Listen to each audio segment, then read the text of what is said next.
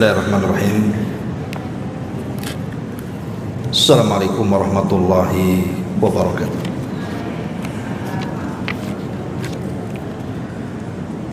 Alhamdulillah, wassalatu wassalamu ala rasulillah wa ala alihi wa sahbihi wa mawalah wa la hawla wa la quwata illa billahi wa ba'd.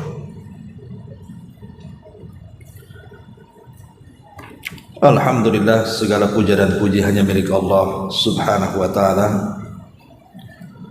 Salawat dan juga salam kita hadiahkan kepada Rasul kita Nabi besar Muhammad sallallahu alaihi wa ala alihi wasallam. Lanjutkan kajian kita, masih membahas kitab 175 jalan menuju surga, dan kita masuk pada poin ke-7, malaikat yang ditugaskan untuk mengawalnya akan mengucapkan amin.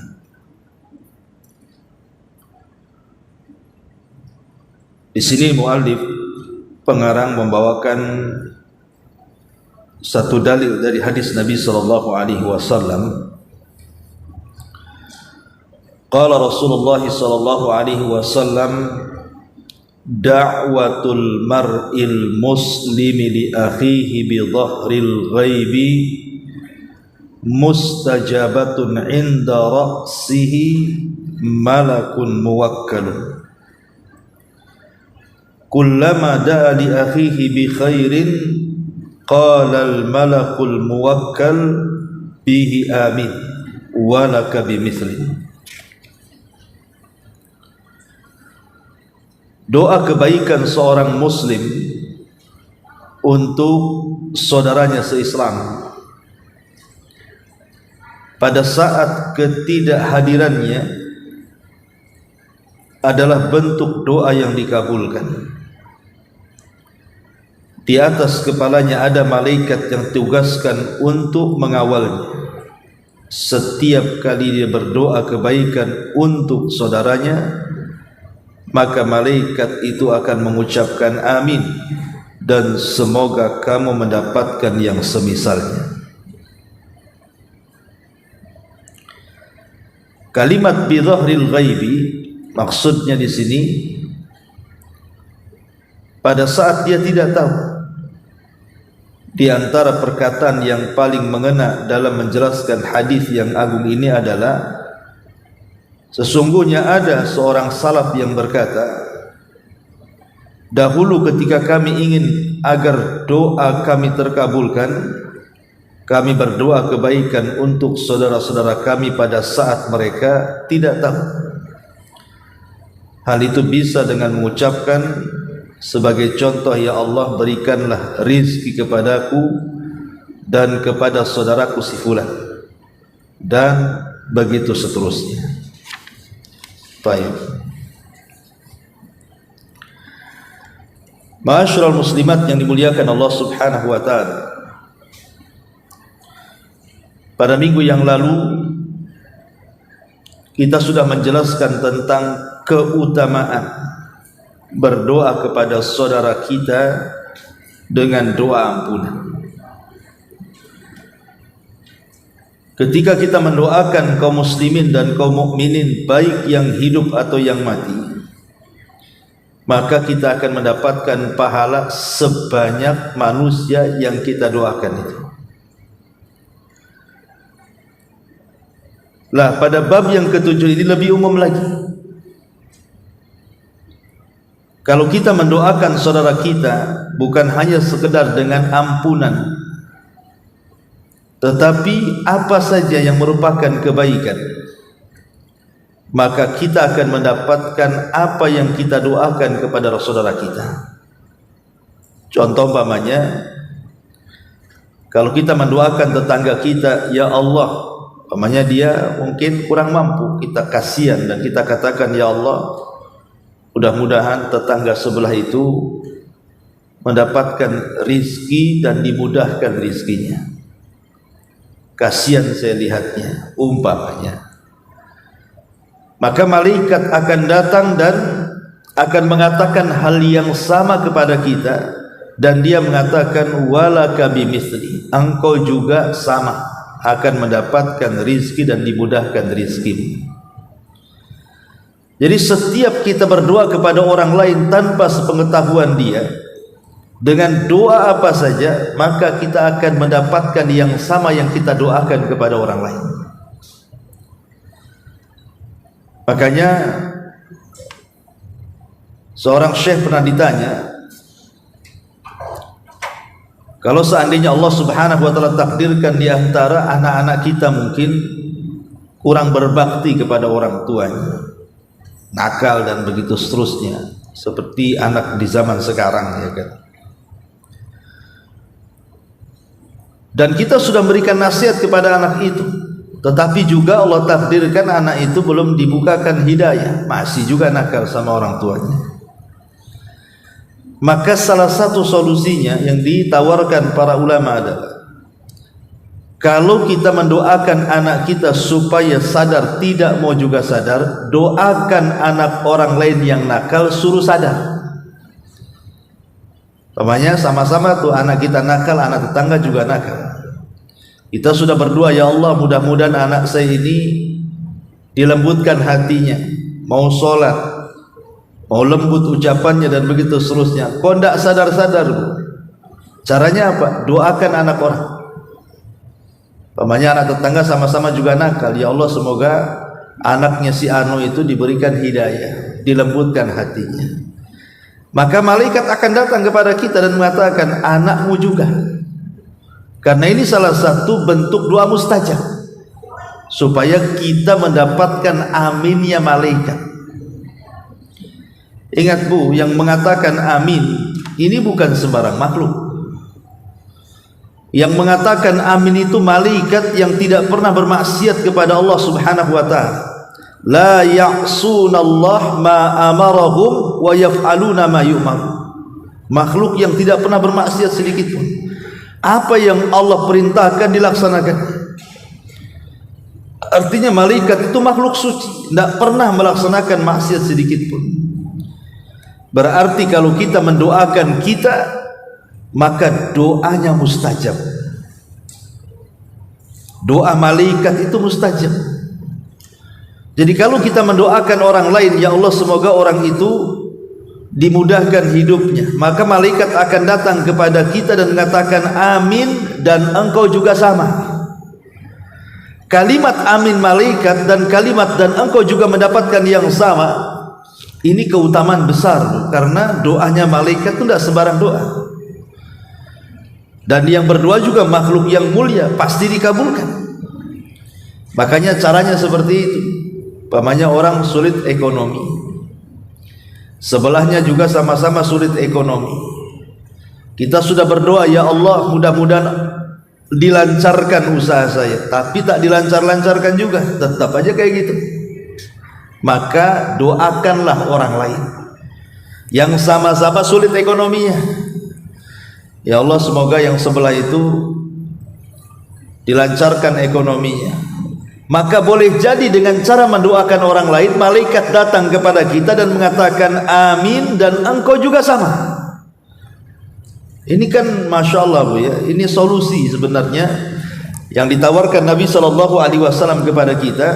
Kalau doa-doa kita belum dikabulkan, doakan orang lain, supaya dengan mendoakan orang lain itu kita mendapatkan doa yang sama dari para malaikat. Jadi malaikat langsung yang mendoakan kita.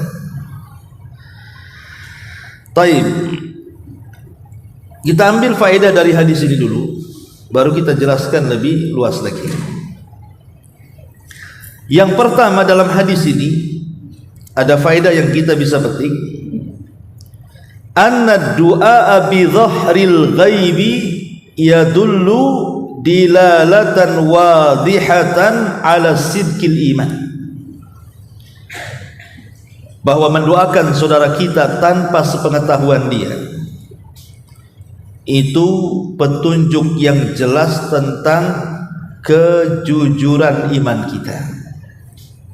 Jadi iman kita itu betul-betul teruji. Iman kita itu betul-betul jujur. Kenapa? Karena punya kepedulian kepada orang. Kata Nabi SAW,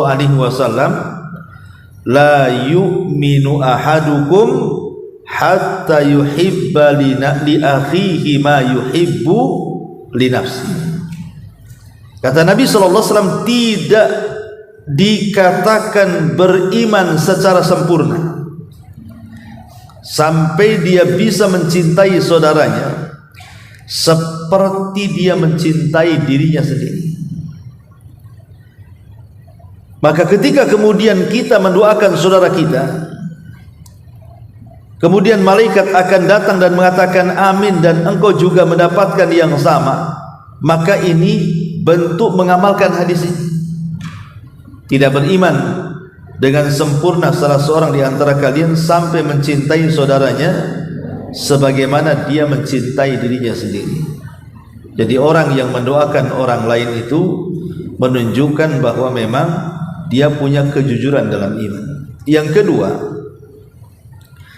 fadlud du'a lil ikhwati bi dhahril ghaibi.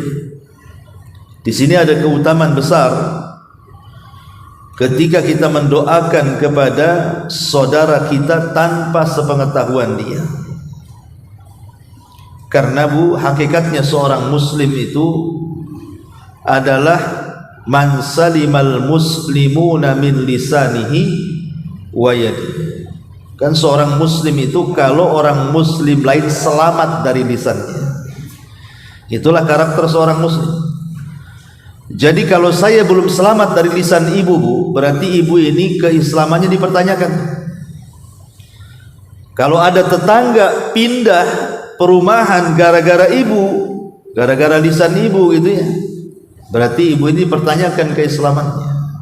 Karena seorang muslim itu selamat ya orang lain dari lisan kita, tidak menyakiti, tidak menghina, tidak menggibah, dan begitu seterusnya. Lah ketika kemudian kita ini justru mendoakan kebaikan kepada saudara kita, menunjukkan kita ini seorang muslim sejati, karena kita mendoakan kebaikan, tidak menjelekkan orang. Bahkan tidak tahu pula dia kita doakan kebaikan itu. Maka ini mendapatkan keutamaan yang sangat besar karena kita sudah dianggap seorang muslim sejati, muslim yang tidak menyakiti muslim yang lainnya dengan lisannya. Kemudian yang ketiga, bahwa mendoakan saudara kita tanpa sepengetahuan dia itu menunjukkan keikhlasan. Bahkan dikatakan oleh Imam Nawawi rahimahullahu ta'ala dalam kitabnya Syarah Sahih Muslim, dia mengatakan ablagh fil ikhlas, itu puncaknya keikhlasan seseorang kalau bisa mendoakan orang lain. Karena biasanya, Bu, orang malas mendoakan orang lain itu kan. Kita aja seperti ini kok doakan orang lain pula. Ibaratnya kalau kita mau bantu orang, cemana sih mau bantu orang, saya aja perlu dibantu gitu. Lah ketika kemudian kita ini walaupun susah tetap mau bantu orang, itu kan menunjukkan keikhlasan namanya. Kalau nggak ikhlas nggak mungkin bantu. Ini sama-sama susah masalahnya kan. Kalau satunya senang satunya susah, wajar orang senang bantu orang susah. Ini sama-sama susah, kemudian membantu orang susah, kalau tidak ikhlas nggak mungkin dia bantu. Hanya orang-orang ikhlaslah yang bisa bantu. Lah termasuk juga mendoakan orang lain dengan kebaikan, padahal kita sendiri butuh kebaikan sebenarnya. Berarti menunjukkan ketika kita ini mendoakan orang lain dengan kebaikan, itulah bentuk keikhlasan yang kuat dari diri kita. Ini yang ketiga. Kemudian yang keempat, karena begini, Bu, kenapa saya katakan menunjukkan ikhlas?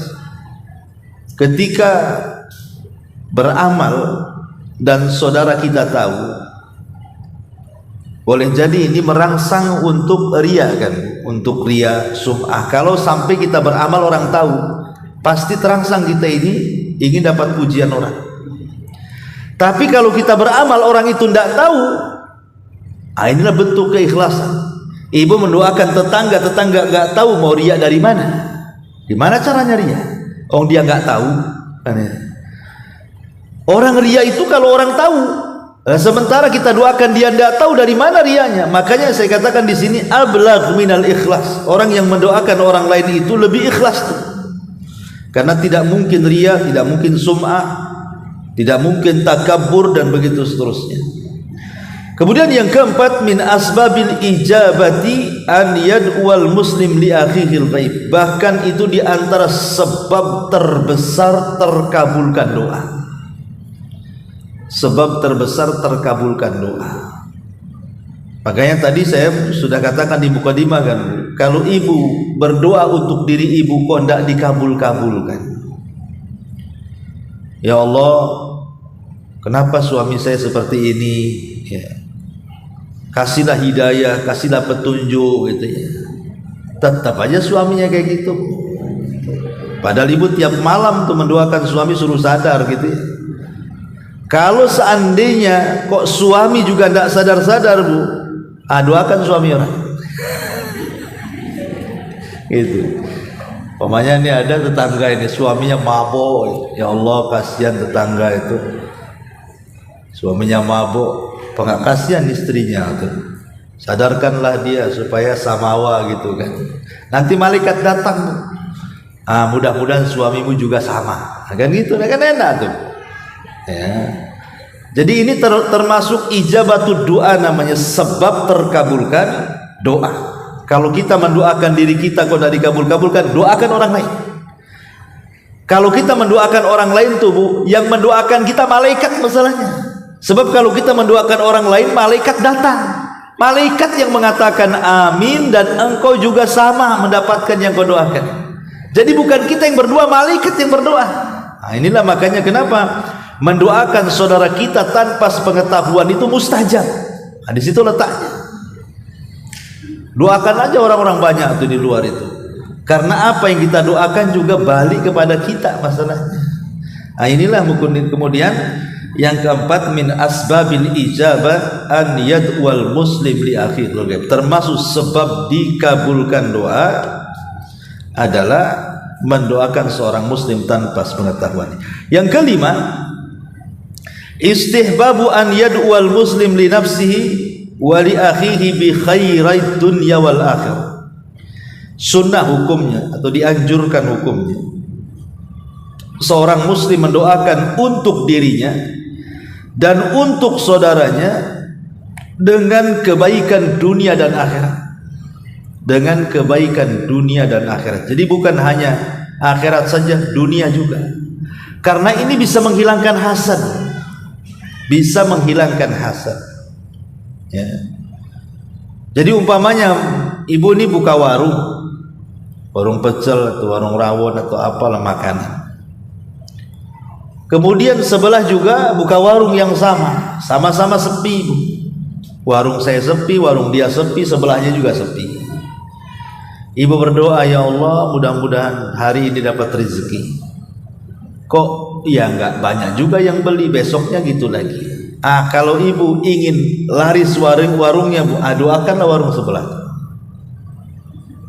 Doakan, ya Allah sama-sama sepi kayaknya, mudah-mudahan banyaklah pelanggan yang datang ke dia.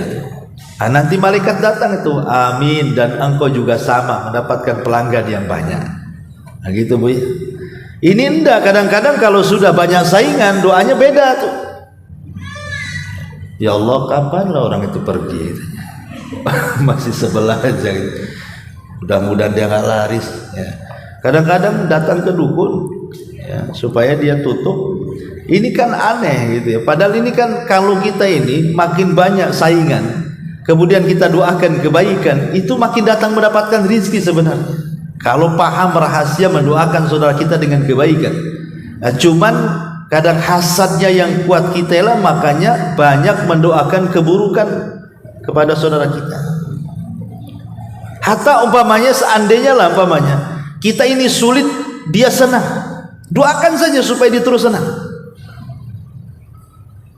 Ibu susah nih, ini tetangga kok senang kali, bangun rumah senang, beli kendaraan senang, ya, beri perabotan senang, pokoknya senang dia, kayaknya dimudahkan rezekinya. Ibu doakan saja, ya Allah semoga tetangga sebelah makin dimudahkan rezekinya. Nah, begitu nanti malaikat datang kepada kita, amin, dan engkau juga sama dimudahkan rezekinya, kan enak Bu. Tapi kalau seandainya kita malah hasad gitu ya, tetangga bangun rumah, ibu yang sakit kepala, mana ada malaikat datang? Ya, nggak ada malaikat datang. Biarkanlah, justru kita doakan. Makanya sering saya katakan Bu, kalau ada tetangga bangun rumah, beli kendaraan, diberikan nikmat, banyak-banyak bersyukur. Caranya gimana?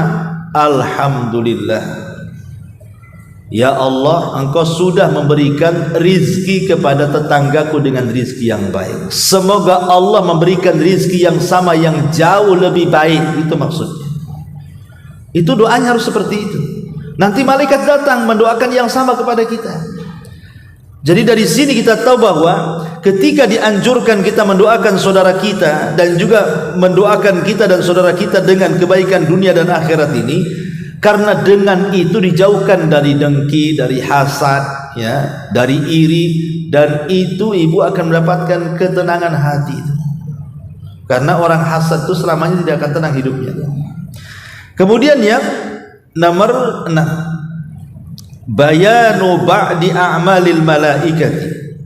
Di sini dalam hadis ini dijelaskan tentang sebagian amal malaikat, bahwa di antara amalan-amalan malaikat yang Allah tugaskan kepada kita adalah mendoakan kita. Jadi antara tugas malaikat itu yang Allah tugaskan adalah malaikat diutus Allah kepada kita untuk mendoakan kita. Dan kalau malaikat yang berdoa, mustajab doanya, karena dia makhluk yang tidak pernah bermaksiat. Lah di antara doa-doa malaikat yang disebutkan dalam hadis Nabi SAW itu bukan hanya hadis ini saja. Saya akan sebutkan 13 amalan Bu, supaya ibu dapat mendapatkan doanya malaikat. Yang pertama, ibu berwudu sebelum tidur. Ibu wudu, ya. Ustaz, saya walaupun gimana kalau saya habis itu melakukan hubungan suami istri, kan batal wudunya? Tidak apa-apa, wudu, karena wudu sebelum tidur itu tidak ada kaitan dengan masalah hadas. Ya, yang penting wudu saja. Dan itu disebutkan dalam hadis Abdullah bin Umar radhiyallahu an, man bata tahiran bata fi syi'arihi malakun falam yastaiqid illa qala al malak Allahumma ighfir li abdika fulan fa innahu bata tahiran. Barang siapa yang tidur dalam keadaan suci, maka malaikat akan bersamanya dalam pakaiannya. Dia tidak akan bangun hingga malaikat berdoa, ya Allah ampuni hambamu, ampuni hambamu si fulan, karena dia sudah tidur dalam kondisi berwudu. Dalam riwayat Bu disebutkan, jadi kalau ibu berguling ke kanan, maka malaikat sebelah kanan akan mengatakan, ya Allah ampuni dia, ya Allah rahmati dia. Kalau ibu berguling ke sebelah kiri, maka malaikat sebelah kiri juga akan mendoakan seperti itu, ya Allah ampuni dia, ya Allah rahmati dia. Dan terus seperti itu malaikat sampai ibu bangun. Kan enak, tidur ibu ibadah juga kan, didoakan malaikat lagi. Kalau ibu Allah takdirkan meninggal, maka husnul khotimah, karena malaikat yang mendoakan ampunan di situ. Kalau ndak wudu, sudah ndak wudu, ndak berdoa, ya mungkin setan lah kiri kanan dibuat mimpi-mimpi nggak jelas. Ini yang pertama. Yang kedua, duduk menunggu sholat setelah sholat. Ibu di rumah nih, habis sholat maghrib, sayang ke sholat isya kan dekat, ambil Quran baca sambil nunggu isya, ndak keluar dari sejadahnya. Habis isya, ibu bangkit, itu namanya menunggu sholat setelah sholat. Kata Nabi SAW, ma qa'ada ahadukum yantadiru sholata, tidaklah seseorang di antara kalian duduk menunggu sholat, ma lam yahdith atau ma lam yuhdith, selama dia tidak berhadas, tad'u lahul malaikatu, maka malaikat akan datang mendoakannya, Allahumma ighfir lahu, Allahumma arhamhu, ya Allah ampuni orang ini, ya Allah rahmati orang ini. Enak Bu, duduk 1 jam, malaikat datang mendoakan ampunan kepada kita, mendoakan rahmat bagi kita lagi. Itu dari maghrib ke isya Bu, nunggu gitu. Gimana kalau dari isya ke subuh Bu? Nunggu aja gak tidur. Makin lama lagi malaikat. Janganlah itu. Nanti Bu tak tidur, nanti subuh pula malah nggak dapat doa malaikat subuhnya, karena kalau udah nggak tidur tak bisa. Ya, harus tidur. Cari waktu-waktu selamat saja. Kemudian yang ketiga, saf pertama dalam salat. Tentu bagi yang salat di masjid ya. Kemudian yang keempat, mengisi saf yang longgar. Ibu kalau ke masjid nampak tuh kok ada kan ada kalau orang yang belum ngaji, belum hijrah, kadang-kadang belum paham tentang saf. Kadang-kadang dia kalau berdiri ketika sholat tuh main kapling Bu, seolah-olah sajadah dia gak boleh diinjak orang, ya kan? Ada orang main kapling tuh, ini sajadah saya, jangan diinjak ya, kamu agak jauh-jauh ya. Itu orang awam, kalau udah ngaji kan pengen rapat. Ya, maka kalau ada yang longgar, ibu masuk di situ. Karena Nabi SAW mengatakan, Inna Allaha wa malaikatahu yusalluna ala alladhina yasiluna as-sufuf. Jadi sesungguhnya Allah dan para malaikatnya bersolawat mendoakan ampunan kepada kita ketika kita menyambung saf-saf, artinya memenuhi saf-saf. Kemudian juga yang nomor 5, menempati saf sebelah kanan. Jadi kalau ibu ini ingin sholat berdua berjamaah, maka posisinya sebelah kanan. Kemudian juga yang nomor 6, mengucapkan amin bersama imam. Jadi setelah imam mengucapkan ghairil maghdubi alaihim waladhdallin, maka beraminlah sama-sama. Jangan nunggu imam amin dulu baru kita, tapi amin sama-sama. Pokoknya ibu dengar saja, ghairil maghdubi alaihim waladhdallin, langsung amin. Jangan nunggu lama-lama lagi. Karena Nabi SAW yang mengatakan, apabila idza qala ahadukum amin, qalatil malaikatu fis sama amin. Sesungguhnya Rasul SAW bersabda, apabila salah seorang di antara kalian mengucapkan amin dan malaikat di langit juga mengucapkan amin, maka fawafaqat ihdahumal ukhra ghufira lahu ma taqaddama min dhanbi. Ketika saling berbarengan antara amin dia dan para malaikat, maka dosa-dosanya akan diampuni. Kemudian yang nomor 7, duduk di tempat salat subuh dan salat asar berjamaah. Salat subuh dan asar berjamaah. Kata Nabi SAW, yata'aqabuna fikumul malaikatu bil laili wa malaikatun nahar wa yajtami'una fi salatil fajri wa salatil asri. Di antara kalian ada malaikat yang bergantian di waktu malam dan siang. Mereka berkumpul ketika salat subuh dan salat asar. Maka jangan tinggalkan salat asar dan subuh berjamaah. Khusus bagi laki-laki, tentu bagi ibu ya salat tepat waktu lah kalau di rumah. Karena minimal salat tepat waktu bagi ibu. Kemudian juga yang nomor 8, mendoakan saudara kita tanpa sepengetahuan kita, inilah yang kita bahas ya, dan sudah saya jelaskan. Kemudian yang nomor 9, berinfak di waktu pagi. Berinfak di waktu pagi. Karena setiap pagi itu ada malaikat yang turun dan mengatakan, Allahumma timum fikon khalafa, Allahumma timum sikan talafa. Ya Allah, berikan ganti kepada yang berinfak di pagi ini, dan ya Allah lenyapkan harta yang kikir di pagi hari ini. Coba Bu, kalau ibu ingin dimudahkan rezekinya, suami ingin dimudahkan rezekinya, sebenarnya mudah sekali Bu. Nggak mungkin sulit lah, apalagi di zaman sekarang kan ibu kalau belanja kan mesti itu ada uang-uang koin kan. Nah, mungkin nggak banyak uang koin ibu tuh, pasti untuk kembaliannya kan banyak uang koin itu ya. Ibu beli aja lah celengan, entah 1-2 celengan, tulisin itu untuk pembangunan masjid, untuk panti asuhan, untuk apa, taruh aja di rumah. Pokoknya setiap pagi Sebelum pamannya suami bekerja atau ibu beraktivitas, masukkan aja 1.000 perak di situ atau 500. Nanti setiap hari seperti itu malaikat mendoakan tuh. Mendoakan supaya kita mendapatkan ganti yang jauh lebih baik lagi. Karena lipatan infak kan 700 kali lipat tuh. Kan mudah sebenarnya kalau kita mau melakukan seperti itu.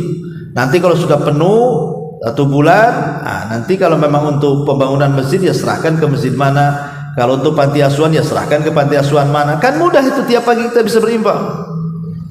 Jangan sudah penuh ibu belanjakan lagi. Itu infak diri sendiri namanya. Ibu lagi nabung itu. Ya. Baik.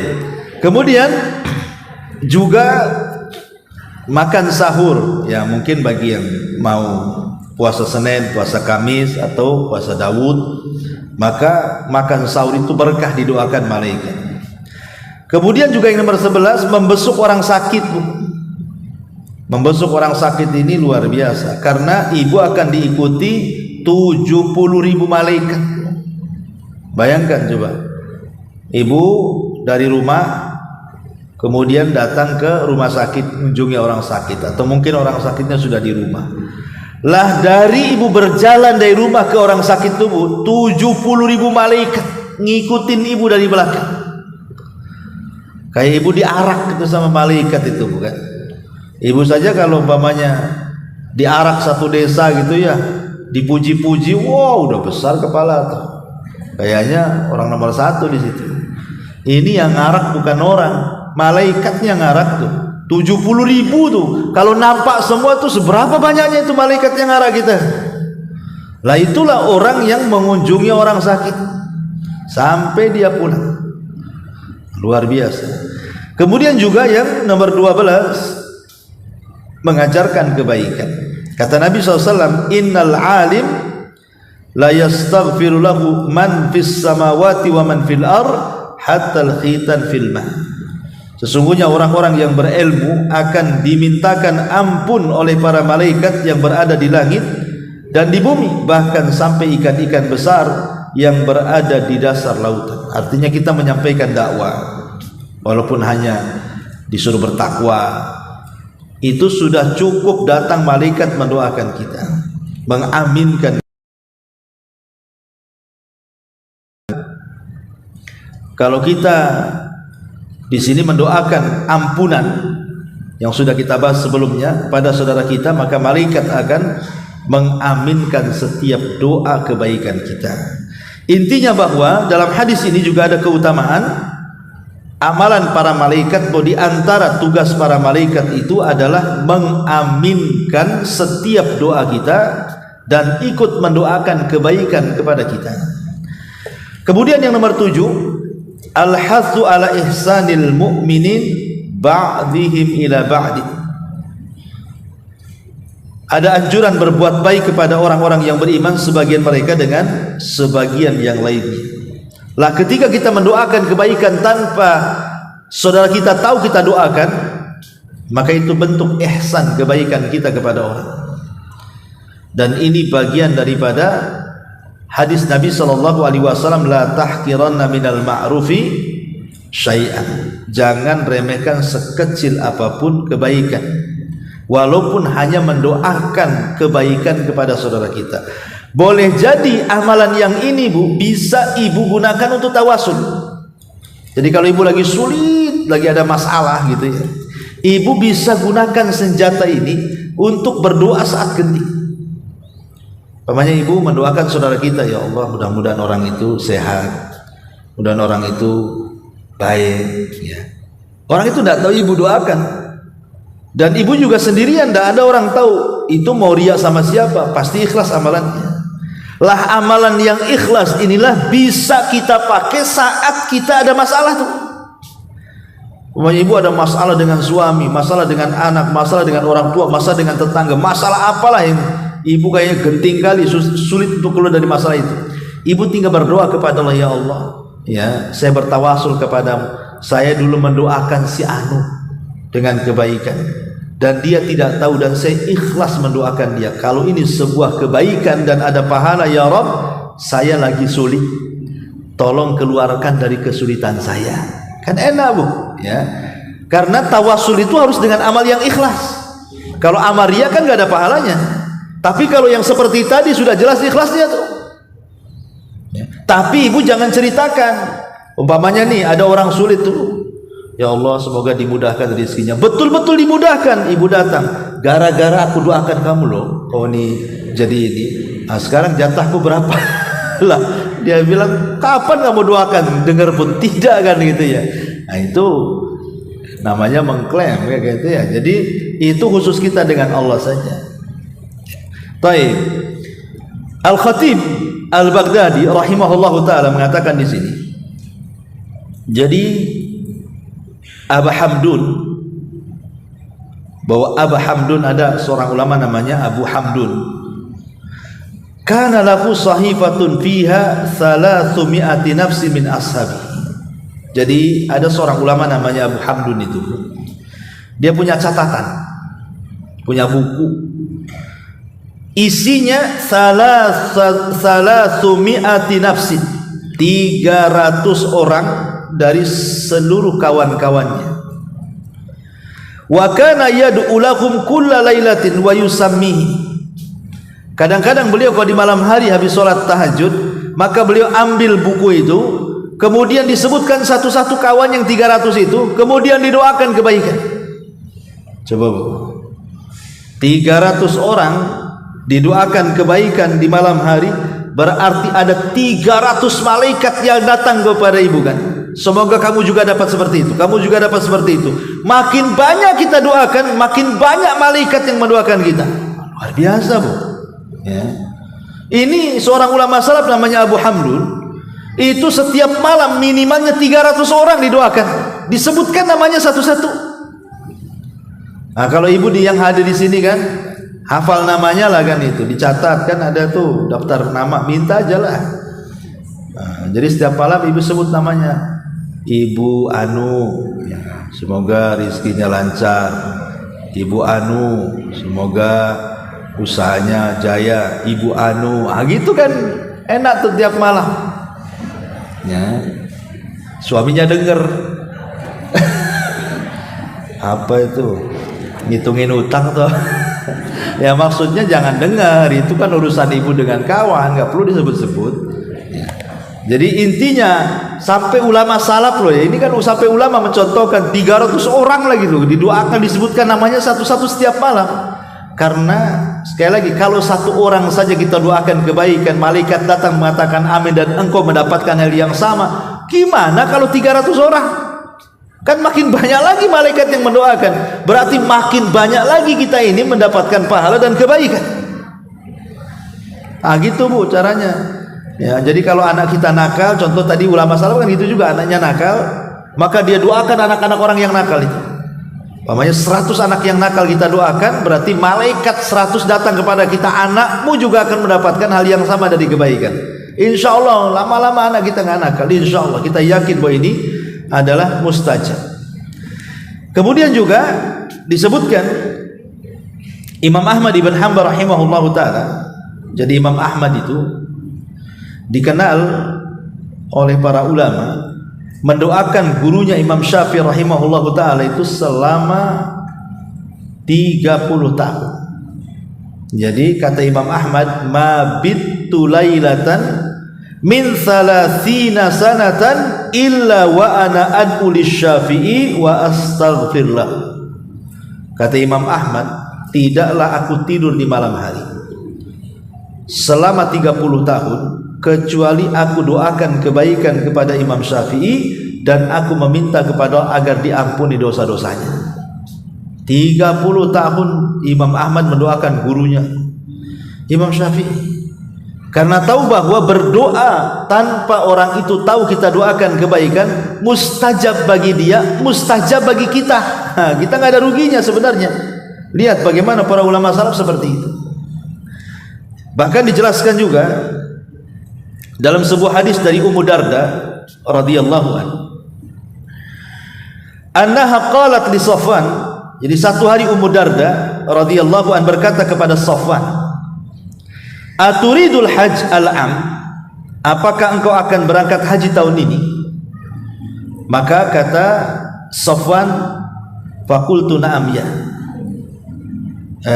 Afan. Jadi satu hari Ummu Darda ini berkata kepada Sofwan, apakah engkau akan berangkat haji tahun ini? Maka kata Sofwan, ya. Kemudian Ummu Darda mengatakan lagi,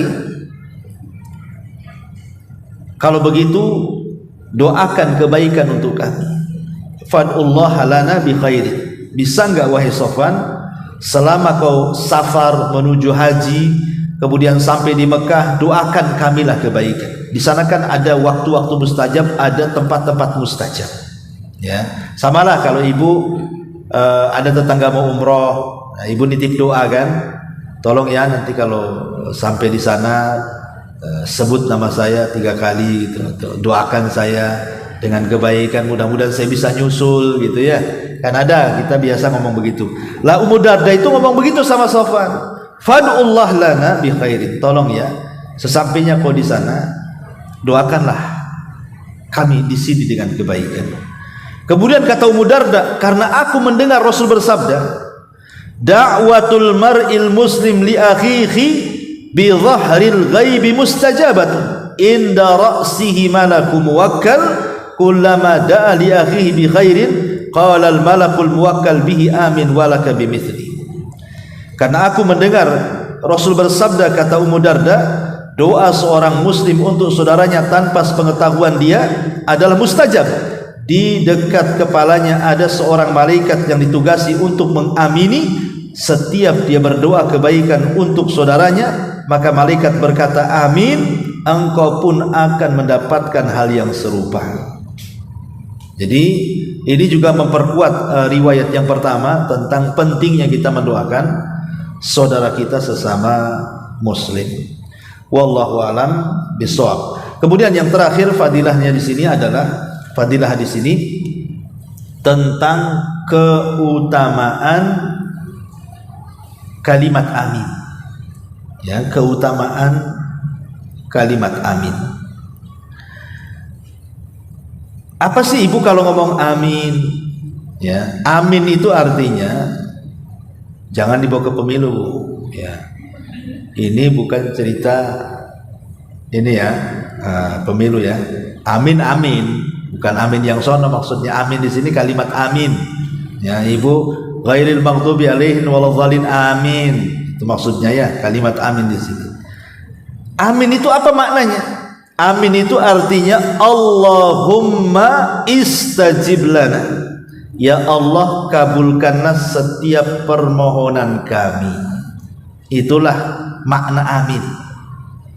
Kan di dalam surah Al-Fatihah itu kan ada kalimat ihdinas siratal mustaqim, siratal ladzina an'amta alaihim ghairil maghdubi alaihim waladhdallin. Ya Allah, tunjukkan kami ke jalanmu yang lurus, jalan orang-orang yang kau berikan nikmat, bukan jalan orang yang kau murkai dan bukan jalan orang yang kau sesatkan. Kemudian kita katakan amin, maksudnya ya Allah, kabulkan setiap permintaan kami.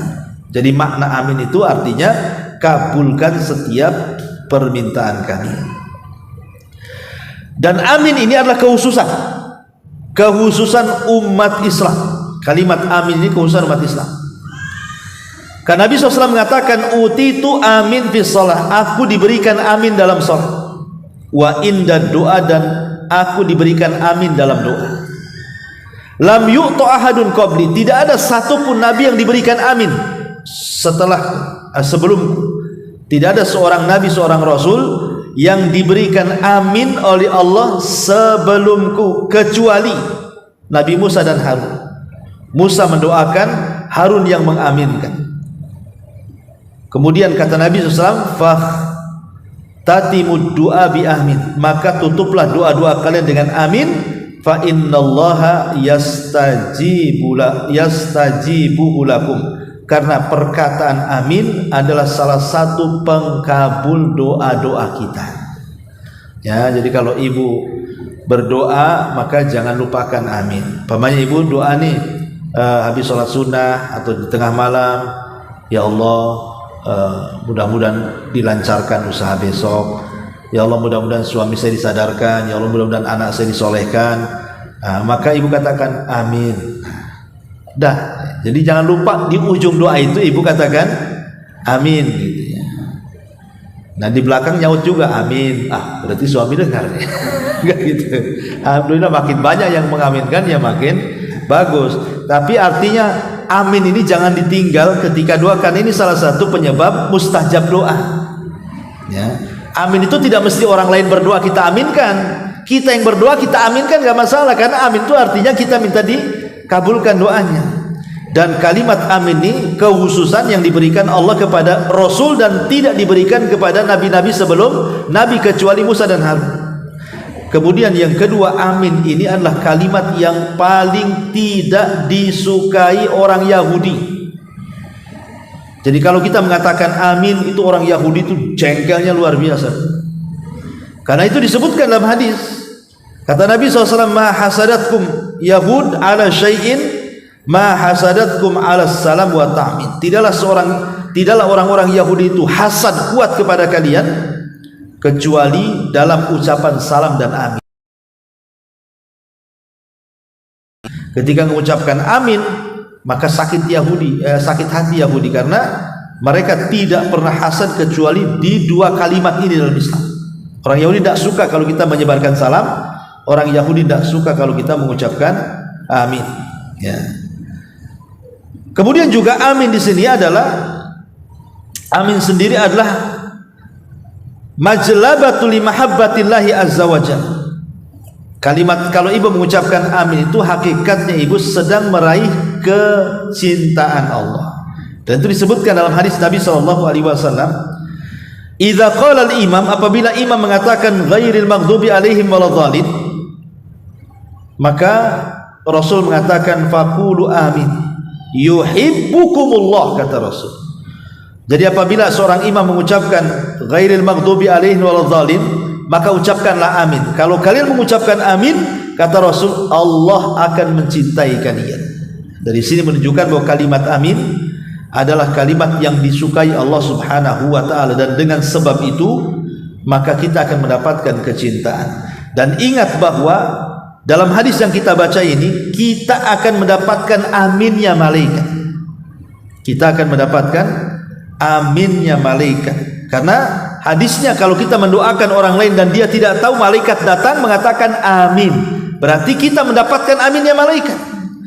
Dan kalau sudah malaikat yang mengaminkan, maka tidak ada doa yang tidak mustajab, pasti mustajab. Makanya dinukilkan tadi perkataan siapa? Ba'dus salaf, idza arada an yad'u li nafsihi yad'u li akhihi al-muslim bitilka dakwah li'annaha tustajab wa yahsulahu mithluha. Dahulu orang-orang salaf apabila mereka hendak berdoa untuk dirinya, maka dia juga berdoa kepada saudaranya yang muslim, karena itu penyebab seseorang akan diijabah setiap doa-doanya. Jadi ibu punya apa nih supaya pengen cepat dikabulkan doanya? Ibu punya hajat apa? Pengen umroh, pengen haji, atau pengen apalah? Maka jangan lupa ketika kita, ya Allah, mudah-mudahan Allah berikan rezeki kepada saya supaya saya bisa umroh, dan juga tetangga saya. Jangan lupa dilibatkan begitu. Ya, dan juga tetangga saya, kalau bisa tetangga 100 tetangga dari sini sampai sana, ya Allah, gitu kan. Itu makin banyak lagi tuh. Ya, jadi jangan bakhil. Jangan, ya Allah umrohkan saya yang tetangga, jangan, biar dia nanti aja. Itu bakhil ya. Baik. Ini diantara faedah hadis yang kita baca. Tapi sampai di sini sebelum saya tutup, kalau ada yang bertanya saya.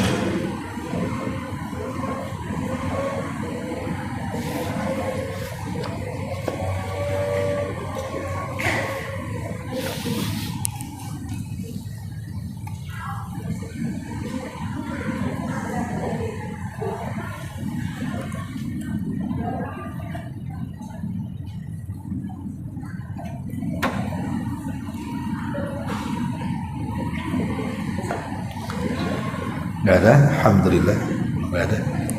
Kita tutup dengan doa kafaratul majlis. Subhanallah, alhamdulillah, asyhadu an la ilaha